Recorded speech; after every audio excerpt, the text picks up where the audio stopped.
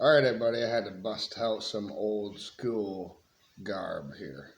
It even has a green tag on it right here. Promise it does. Oh, did I pull it out? Oh. That green tag right there. Still on this.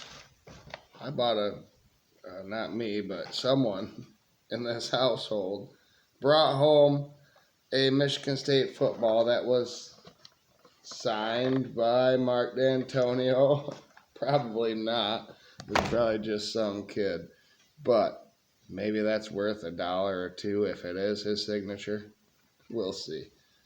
So, what have we gotten to? What has this conference become? It used to be the Big Two and the Little Eight. Michigan and Ohio State were the Big Two, and then there was 8 other teams, and that made up 10 conference teams. Hence, Big Ten. Now, fast forward decades, and this upcoming season, it seems like there are the Big Three and the Little Fifth team. And Ohio State is number one in the AP poll going into this season. Michigan's biggest rival. And they have lost to Michigan 4 out of 5 years head to head recently, and are going for 3 straight losses to Michigan in Columbus this season. But the Ohio State squad lost 11 draft picks, 4 in the first round, 3 in the second round, and 1 in the third round. That's good. That's amazing. But my question is, how can you continue after that? I know Ohio State is always scary with skill positions and their determination to score really quickly. So when the playoff expands again, they can probably be one that wins it all. They did it in a 4-team playoff. The last one in, they won it all. In the 12-team playoff, lost 2. In the first edition of the 12-team playoff, they lost 2 games and then won it all. So they like when things expand. It helps them out. And, maybe they can win another one when it expands again. But, damn, for this right now, before it expands, they are number one by the AP. And if they get to a playoff, it's hard to beat them because they have kept their trenches healthy. They don't use them in a way in the Big Ten like other Big Ten teams do. They're more SEC type, SEC light. Maybe they don't play trench warfare like Michigan. But they have guys that can do just that. They have the size and the athleticism and the speed at every position, even in the trenches, to beat really good teams. And that is why Ohio State is always highly ranked. They get the playmakers first, and then the trenches are second for them. But with multiple top 5 classes stacked back to back every year, I can understand. They also have been a quarterback-centric program, which is opposite of Michigan. Michigan tries to be a team, and then the quarterback has to play to the team. Ohio State has been respectable for a large amount of time, 20-plus years, almost unbearable at quarterback. They have gone from one that is a runner and then to a passer, and then now both in one. They have it all at quarterback. They have another one, Julian Sayin, who's going to be a third-year player. I was about to say junior, but Ryan Day calls him a sophomore, even though he's a junior in school. But apparently, we have removed the athlete from school. And so Julian Sayin is a third-year player. and he was good in his second year. 301 yards, or 301 attempts. Excuse me. 301 completions out of 391 attempts. That's 77%. He had 3,610 yards. He had 32 touchdowns and 8 interceptions last season as well. He was in the Heisman voting. Fernando Mendoza beat him out. So they're a really good team. They are full of well-paid 5-stars, and I see why they are ranked number 1 in the AP. That is all well and good, but I believe Oregon is the number 1 team in the nation out of the Big Ten, same conference. I think both beat Michigan this season. That's how good they are. Oregon has what the last 3 national title winners have had. A roster full of seniors in the trenches, experienced seniors, and a defense that will rival anybody. Not only seniors, but they have seniors that have had a tendency to win a lot of games every year prior to their national championship. And Lanning has that right now with this squad. Also, all 3 were in the toughest conference, the Big Ten.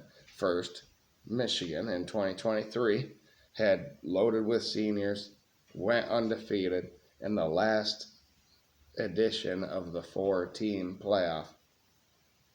Then Ohio State was second, who limped into the playoff with a 2-loss season, losing to Michigan, but eventually won the whole darn thing, as I stated earlier. And then there's a third way you can do this. Indiana last season had an easy schedule in conference. They did what they needed to do. They made it into the playoff. And they won the playoff, nonetheless. So you can do it all different ways. Oregon, I think the one factor, though, is senior leadership. And Oregon has that team this year with really good experienced roster and a quarterback to boot in Dante Moore. People think he could be the number 1 quarterback taken in next year's draft. A lot of people thought he would have been last year. So for me, those are the best 2 of the Big Ten. But there's more now. Then there's Indiana. Indiana had a ton of draft picks too, including Heisman Trophy winner, quarterback Fernando Mendoza. He's gone. I give Curt Cignetti a ton of credit, but sometimes you can't fill every hole to repeat. You know, Michigan, unfortunately, their coach left, and therefore their quarterback went to the NFL too early, and then everything unraveled. Only Georgia and Alabama have repeated national championships in recent times.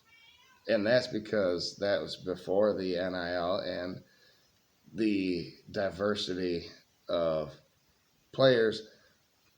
They could buy everybody illegally, you know, people say that, but, you know, that's why they had stacked rosters. But Indiana is a transfer destination now. That's what happened because of their title. I see good things for the future for them. They're not the doormat anymore of the Big Ten, but they're not going undefeated ever again. This is just not going to happen. Now everyone knows Indiana, the weakling of the Big Ten, can surprise people, and we will be ready. But, you know, like Mark D'Antonio's Spartans, I think they will be a thorn in the side of the league, the top of the league, as long as they have that coach. The minute Curt Cignetti is gone, I think Indiana will slip down too, but I am proud of the Hoosiers for representing the Big Ten very well recently in the playoff. Unfortunately, they have a weak schedule again, which I think will end up hurting them. The two better teams that they play will beat them, which could leave them out of the college football playoff this season at 10-2. That's what I had in my predictions, because I think Michigan is getting in over them at 10-2 because of the head-to-head there. It's played in Ann Arbor this year. All right, that brings me to Michigan and USC. USC and Michigan, both ranked in the AP. Both capable teams, are they not?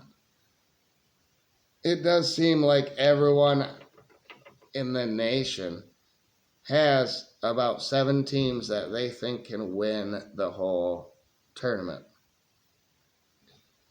And there are 3 in the Big Ten, and that's it. When did we go from the Big 2 to the Big 3, and Michigan isn't a part of it? When did that? No one gave me that memo. We're still here. Did we leave the planet? I don't know. I understand USC because they are new to the conference and have been one-dimensional under their head coach to this point in the conference. But both Michigan and USC have made some changes, and they look to be great this upcoming year. They are formidable opponents to the Big 3. Another team is Penn State, who can walk right into a title with their easy schedule, reminiscent of Indiana's last year. Both brought in a better coach, senior talent from the transfer portal. Maybe they can even earn respect again, like Indiana did. They haven't done well in the Big Ten either, Penn State. Thus, they get no respect as well. But I think those are the 6 teams. 6 teams, not 3. It's not the Big 3, little 15. It's the Big 6, little 12, in my opinion, in the Big 10, the strongest conference in the league that could win the national championship. But I fear only 3 of them get into the playoff because the SEC finally went to 9 conference games, which will help their resumes, unfortunately, for this immediate year, this playoff coming up. And so there are only so many at-large playoff spots. There's 7. 5 automatic qualifiers. The 4 highest ranked conference champions, and then the group of 5 that's highest ranked. There's 7 at large, and Notre Dame is taking one of those spots this year, which leaves 6 spots. And I think the SEC will get 4 of the at large. The Big Ten will only get 2. And since Michigan, as I said, beat Indiana to finish 10-2, they are in, along with the champs, Oregon and Ohio State, at large, over Indiana, the reigning national champions. What do you guys think? Am I not buying into Indiana enough? Am I right on point that they're just going to be, they're going to be good, like Michigan State was under D'Antonio, but never really break through again? Were they a flash in the pan? How many teams from the Big Ten can win the national title? I think all 6 can. That's why we play the games. That's why I'm so excited for this season coming up.